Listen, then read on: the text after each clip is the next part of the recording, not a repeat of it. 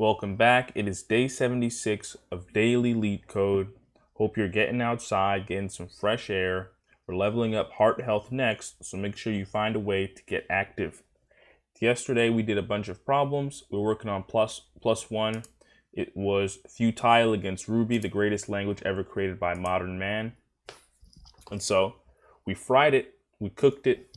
So now we're looking to cook a few more problems. We have a few more problems set up to do binary search, flood fill, threesome, number of provinces. Hopefully we understand how classes work before we get to number of provinces, but we shall see. Interestingly enough, I'm looking for a way to learn React on the side. So if you have some resources, I'd be interested to know what they are. I'm thinking I'm already using Codecademy, so we might just take something on Codecademy, but I've been hearing some good things about front-end masters and another one called educative, but we shall see. Ultimately, right, we just need a vehicle, or I guess a coliseum, right? And we need problems, which would be the contenders, and we just need regular exposure to the coliseum. So maybe we need a LeetCode, but for front-end problems. So that would be pretty cool. Maybe that's what we'll make. Maybe we'll find a way to make a trainer for that. But that being said, not much to reflect on today. We just have more Ruby work to do, more time to just put the nose down into the grindstone. So more work to be done. You're going to want to make sure to join the hyperbolic coding chamber. We're going to be announcing a legendary artist that has over 2 trillion streams. It's going to be joining the Discord to give a talk on quad trees. So this is actually true. We're going to be having, it's already been leaked. We're going to be having Drake in the Discord on Friday. He's going to be giving a lecture on quad trees. So you're going to want to be there to learn about that. But yeah, you're going to want to get into the Discord before it is too late. Other than that, we have 30 minutes on the clock today. So we're going to be doing some LeetCode. We have binary search, flood fill, and threesome. We'll see if we can get through all 3 of these problems before the time is up. But yeah, we're just going to jump into it. So today is day 76. We did this one. So now we just need to do binary search. I'm pretty familiar with binary search because I think it's a building block for many such problems. Usually we always read the problem, but we already know what this is. It's quite literally asking us to implement binary search, right? And we have to write an algorithm that runs in log n time, which is the time complexity of binary search. The one thing that we need to make certain, right, is that one of the prerequisites to run one of the requirements to run a binary search is that the input array is already sorted, right? So we're going to have to make sure that that is true in ascending order. And we know that from this first line, we're given an array of integers nums, which is sorted in ascending order, right? And we have to find an integer target. And if we can't find target, then we want to return its index. If we can't find target, right, we want to return -1. Otherwise, we want to return its index, right? So what's the general intuition behind binary search? Well, if you have sorted input, right,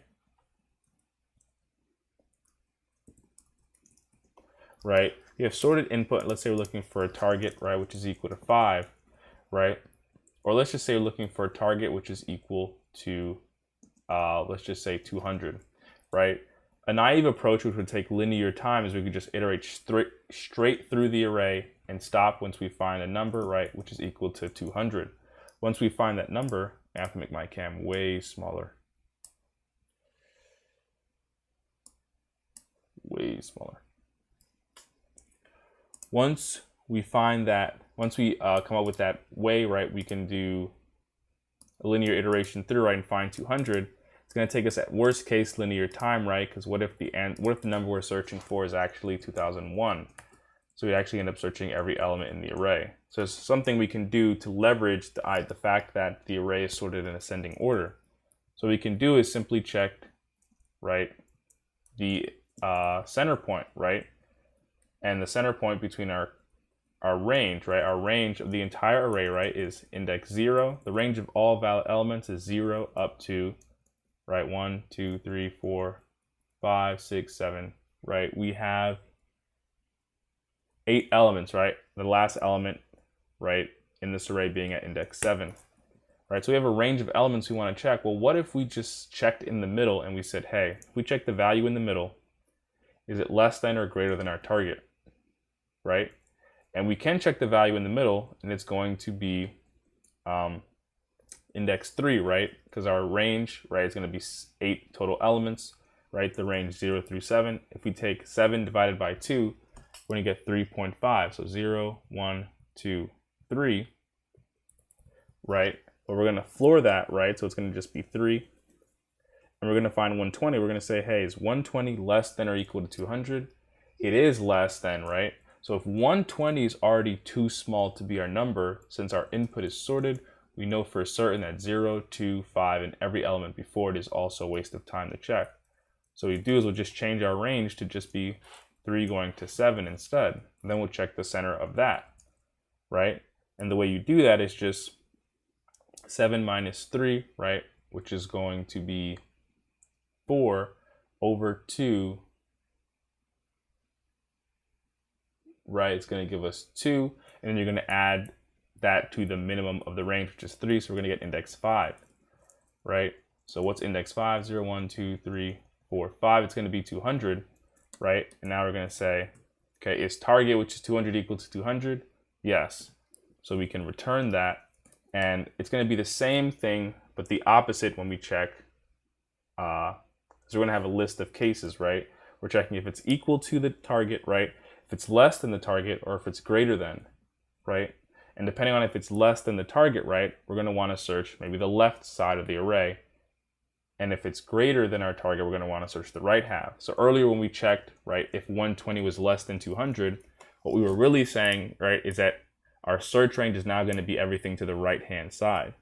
Similarly, if we were searching for 5, and let's just say we ended up at 200 somehow, we'd say is 200 greater than 5? It is, so it means everything after 200 is also a waste of time to check. Our new search space is going to be here. So we can implement that, and what we'll use is we'll say left is equal to 0, right? And it's possible, like they said, right, that the element won't exist in our array. So in the worst case, we'll return -1, right? But we're going to want to be able to visualize our left and right ranges. So right is going to be equal to nums.length minus 1, right? And typically you can just do a binary search with a while loop, and we'll say while left is less than, right, or equal to right in the case where there's only one element in the array, or our boundary is of size 1. We want to be able to consider that one number. And then we'll say our pivot, this is what we call our center point. I realize I'm writing JavaScript right now, so we're going to have to change this to be Ruby.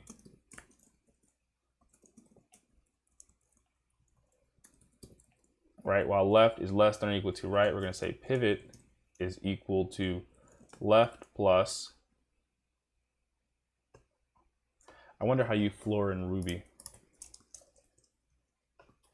Let me check. So you can just do floor. So we'll just do floor of right minus left, right, over 2. Right, so now we have our pivot, and now we want to check, right, if nums sub pivot equals target, right, then that's perfect. The pivot, right, which is our index, is exactly what we were looking for, right? But otherwise, we're going to have some other cases, right? We're going to say else if, right, nums sub pivot, right, is less than target, right, then what do we want to do? Well, we want to modify our range like we said, right? So if num sub pivot is less than target, we want to cut move our left boundary, right? Move our left boundary. So if our left boundary is at 0, we want to move our left boundary, right, now up to be where 3 is, right? Because that's our pivot. To do that, we can just set it equal to pivot plus 1. The reason we're going to add 1 is because we already processed pivot, right? So we don't want to reprocess it. And we can actually just duplicate this for our bottom case, and we'll just say if num sub pivot is greater than target, right is now just going to be pivot minus 1, right? And then we can have end. Now, just this makes sense. We can run it with some fake values, right? So we have this array here. We'll have 0, right? Our range is going to be from index 0 to 1, 2, 3, 4, 5, 6 to 5, right? So 0 is less than 5, right? So let's calculate our pivot. 5 minus 0 is 0, over 2 is 2.5, floor is 2. So it means our pivot is going to be 0, 1, 2, 3 to start. Right? It's going to be 3. We're going to check, is 3 equal to 9? Nope. Okay, so is 3 less than our target? It is. So left is now going to be indexed to, it's going to be equal to, right, pivot, which is index 0, 1, 2, plus 1, which is 3. So now left is now going to be set to 0, 1, 2, 3, which is now where 5 is. So now our new range is going to be, a range of indices is going to be 3 to 5. So now let's check, is 3 less than or equal to 5? It is. Let's calculate our value here, our pivot, right minus left. 5 minus 3 is 2, divided by 2 is 1, plus left, which is 3, right, is equal to 4, right? So now we end up checking, right, index 4, 0, 1, 2, 3, 4. Num sub pivot does equal target, so we return pivot. Let's try it when our array is of size 1, right, and our target is also equal to 1. Right, left is equal to 0, right is equal to 1, right, minus 0, which is 0. So left is equal to right, because 0 is equal to 0. To calculate our pivot, right minus left is 0, over 2 is 0, plus 0 is 0. Is num sub pivot equal to target? It is.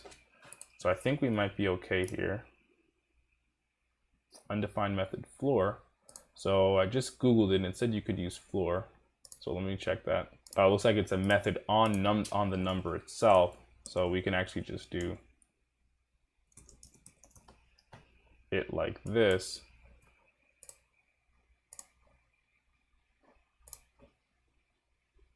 Right, and so this should run in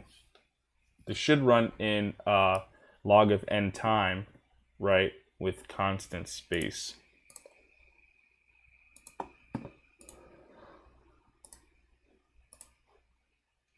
Flood fill is an interesting problem, especially to do it for the first time in Ruby.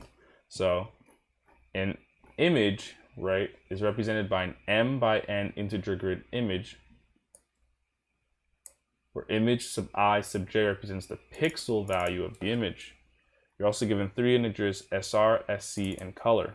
You should perform a flood fill on the image starting from the pixel image sub SR sub SC, meaning starting row and starting column. To perform a flood fill, consider the starting pixel plus any pixels connected 4 directionally to the starting pixel of the same color as the starting pixel, plus any pixels connected 4 directionally to those pixels also with the same color, and so on. Replace the color, all the aforementioned pixels, with color. So here's our example.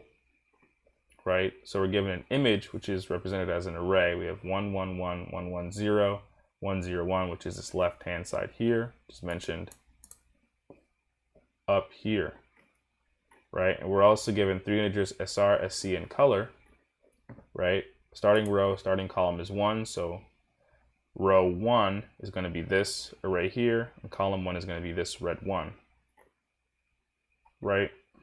You should perform a flood fill on the image starting from the pixel at the red 1, right? To perform a flood fill, consider the starting pixels plus any pixels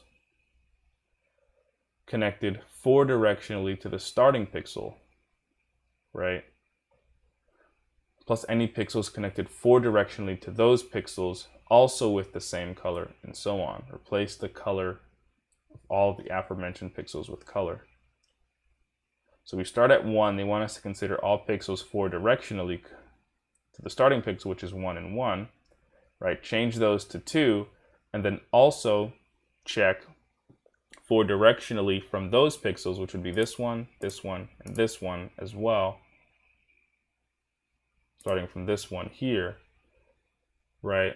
But typically when we're doing a depth first search through a matrix, it's always possible, right? And because we're visualizing the matrix as an undirected graph, which means that the subsection of the matrix is an undirected graph, which means that we can always run into a cycle.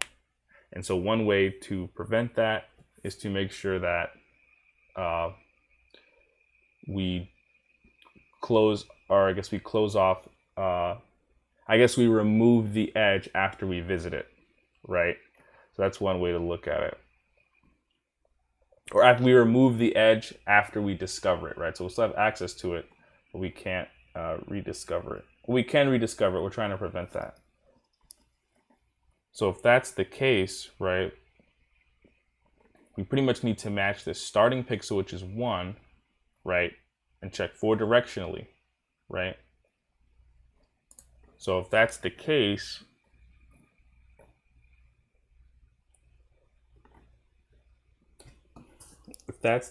I think the DFS could be a good way to go through it.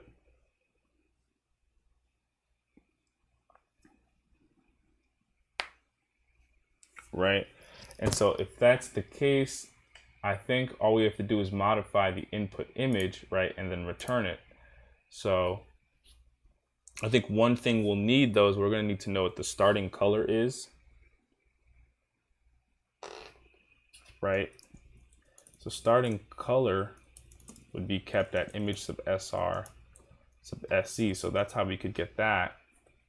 And we basically just want to do flood fill,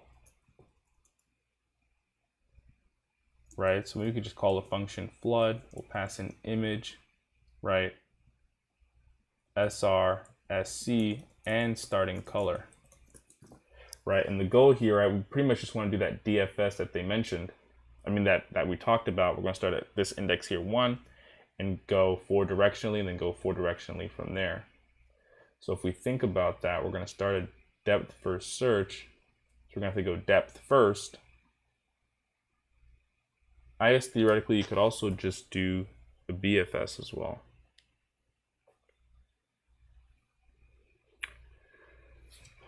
But depth is also fine, so we start at 1. Right, we're going to want to check to the left, to the right, above, and below us, right? And that's going to make sure that when we basically we need to make sure that we only visit nodes that we're interested in. Think about this. Yeah, we only want to visit vertices that meet a particular criteria, or we want to visualize this matrix. Well, yeah, only vertices that meet a particular criteria. And to do that, right, this is what we'll have going on in flood. It's going to have image, right, row, column, and starting color. And it's just going to modify image, so it doesn't have to return anything. Then we'll just return image. So that's the case, right? The thing we'd first like to do, right, is make certain that when we start at the index, right, or this particular matrix cell, right, that it has the starting color we're interested in. So it has to equal the starting color for us to be interested.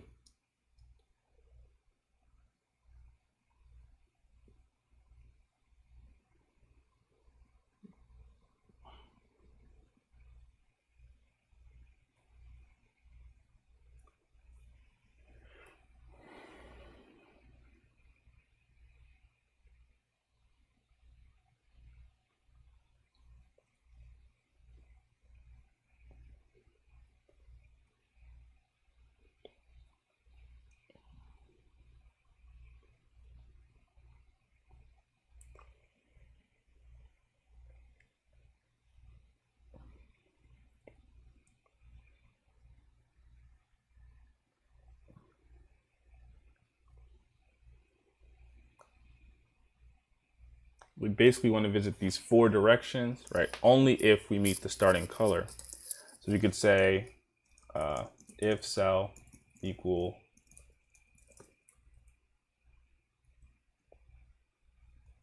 starting color, right, if it equals the starting color, maybe there's the case, right, well, the starting color, and we also need the goal color, right, we have to pass that in, right.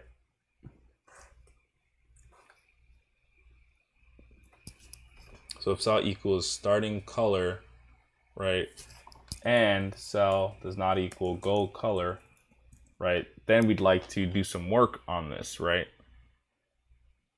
Because we'd like to do that 4 directional check. But first we would change this index to the gold color and then do that 4 directional check.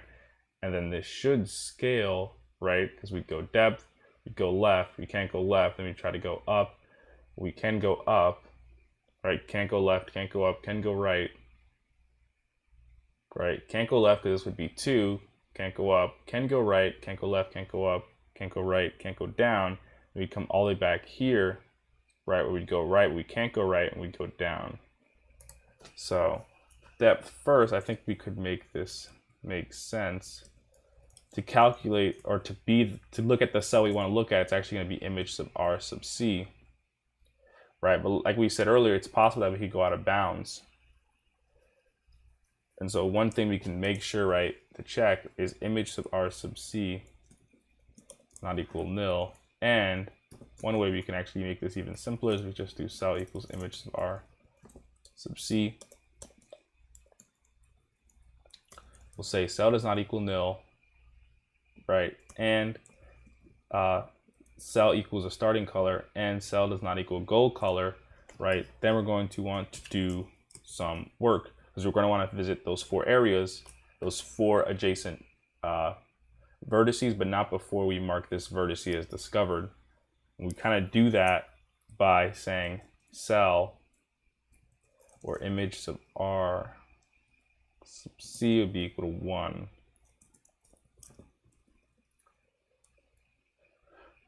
It might be unavoidable that these all become r sub c.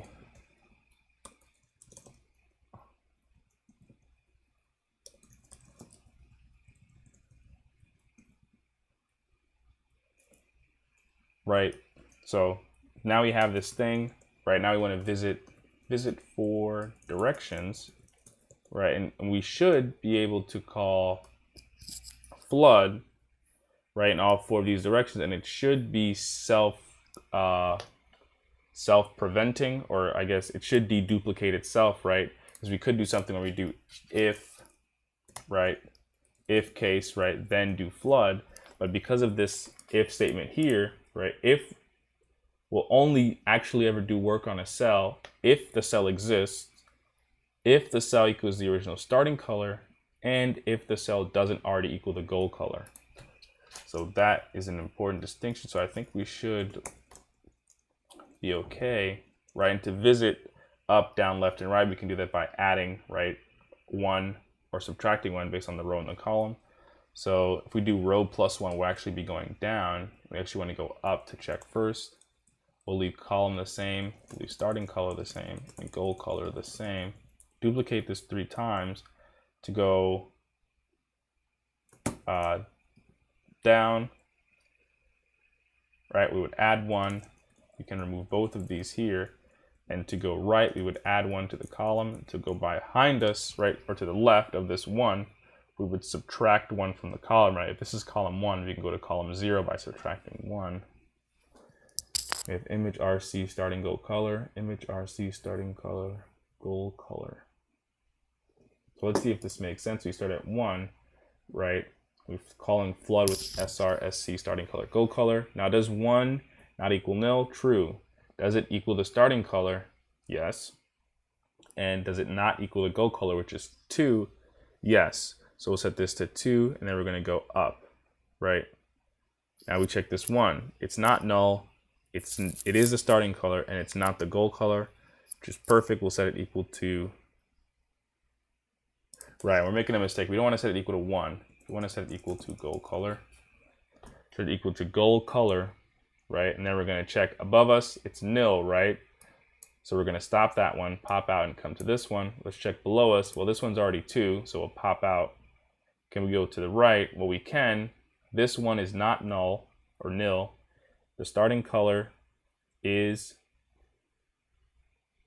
1, and the gold color is indeed, and it doesn't equal the gold color, right? So we'll change it to 2, check all around us, but there's nothing we can do, right? This is out of bounds, this is out of bounds, right? 0 would not be equal to our starting color, and this left one is already 2. So I think this makes sense. We're missing an end. checking if there's any other syntax errors. I think we should be good.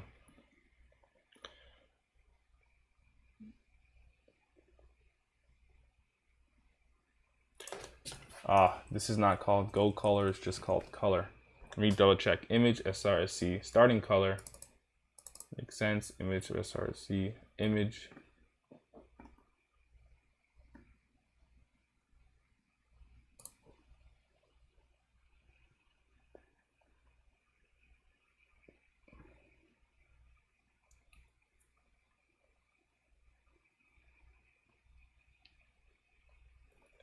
So our current input is given this, but we're actually turning, the problem is we're actually turning the entire,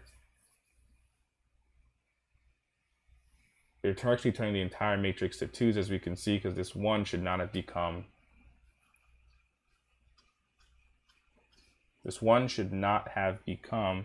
a 2, right? And we're hoping that these boundaries here would have prevented that, which they should have. So if we start at SR sub SC,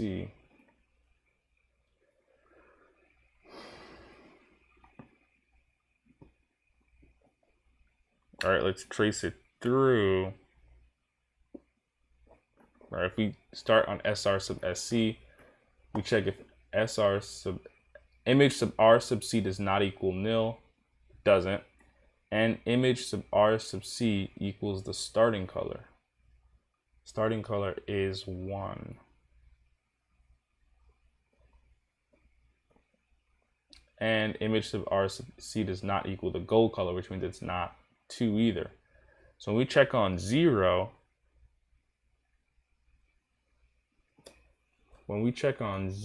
here, if we say image sub R sub C does not equal nil, it doesn't. Image sub R sub C does not equal the starting color.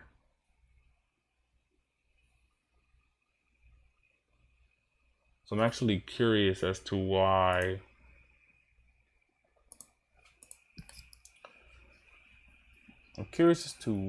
this, we're actually visiting 2 here. Well, let's check. Let's see if we can. What if we keep our matrix input, the starting row and the starting column are just going to be 0 and 0. And the output, right, we're just going to reduce the output to 1, 1.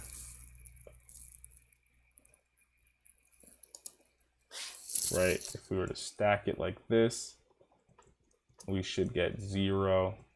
Right, what should happen is that these 2 should change to 2, and the other one should stay. So we do get the right answer in that case.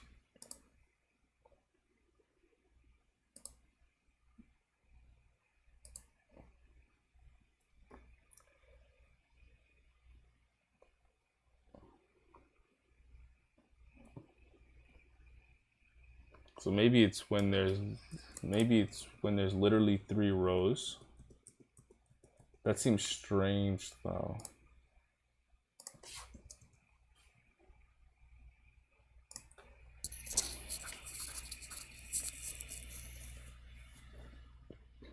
Right, I shouldn't be able to, if we have 1, 1, 1, 1, 1.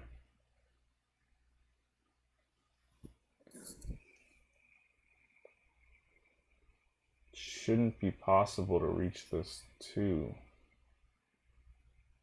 I mean this 1. Well, let's check our flood, right? We're going where we are, but above us.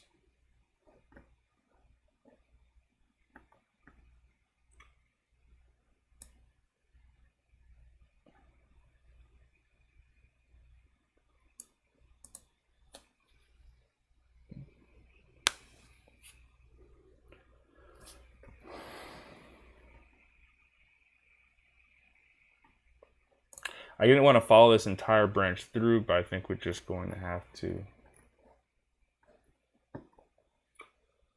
image sub SR sub SC equals 1 as our starting color. Image, right? Then we start at SR sub SC, starting color, and our goal color. Right? 1, it's not nil, and it does equal the starting color, and it doesn't equal 2. Right? We set it equal to goal color, and then we actually go above us. Right? Presumably we'd set this to 2. Then we can't go above us, so we go below us. This is already 2, so we go right to the right of us. This will change to 2.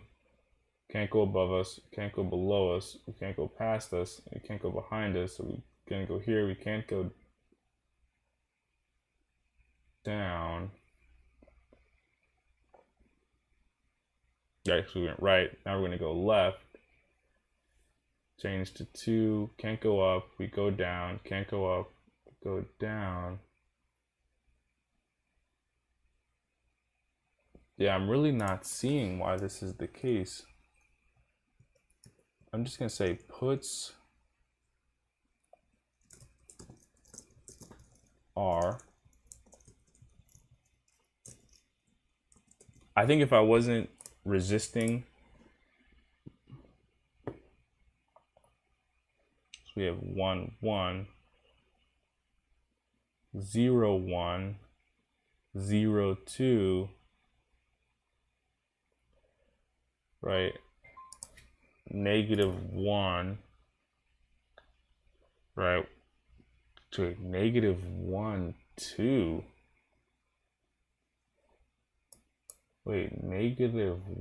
So at O2, right, we go up by subtracting. Oh, the way array indexing works in Ruby, when we get a negative value, I see, when we get a negative value, we're actually bleeding over, and that's why I thought that was happening, but it didn't make sense. So I think we're fine. I think we just want to change.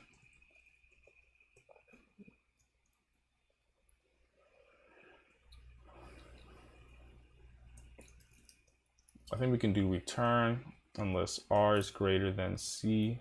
R is greater than or equal to 0, and C is greater than or equal to 0. I think I'm using that right.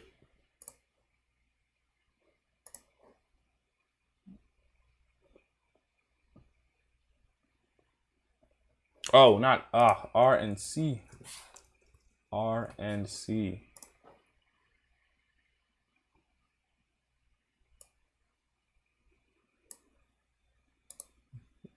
Undefined method.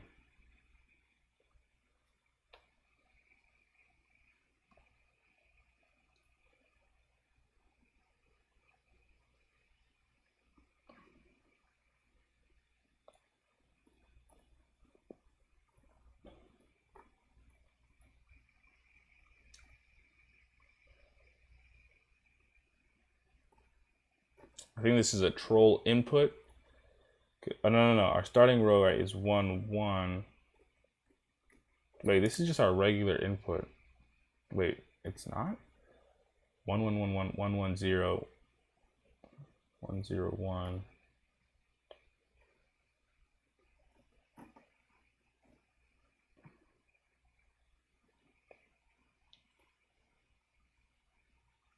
It's saying that.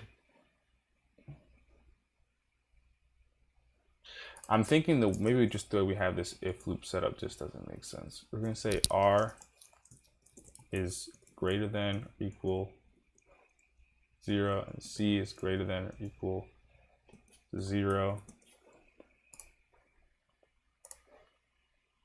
Oh no, so it's not, it wasn't Y.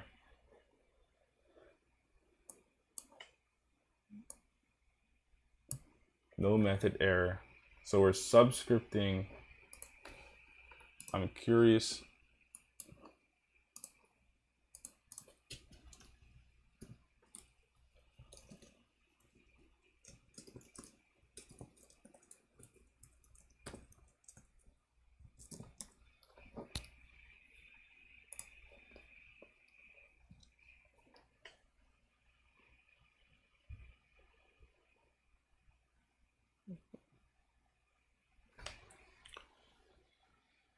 So right before, right, we do, oh wait,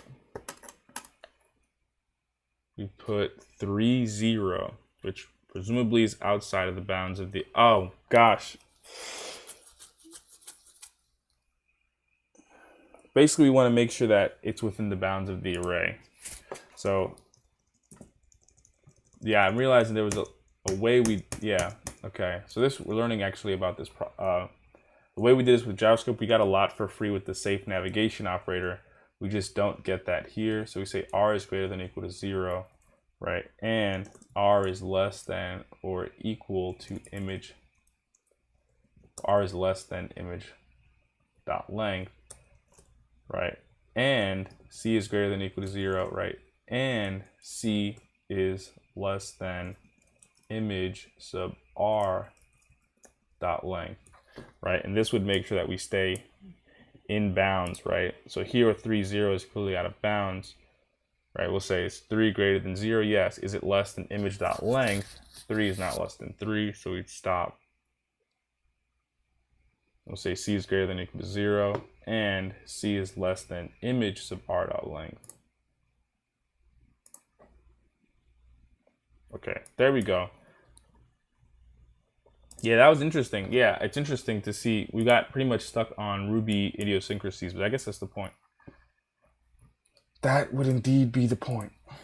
So what's the time complexity of this? The time complexity, I think, of this, since we're doing a DFS and we're only going to visit each node once, the worst, I guess the time complexity of it would be m by n, because that's how many floods we would actually end up calling, since we end up calling flood on every indice that is equal to the starting color, right? And presumably the worst case would be that the entire matrix is our starting color, so one flood call would flood the entire matrix, which would be worst case linear time and linear space.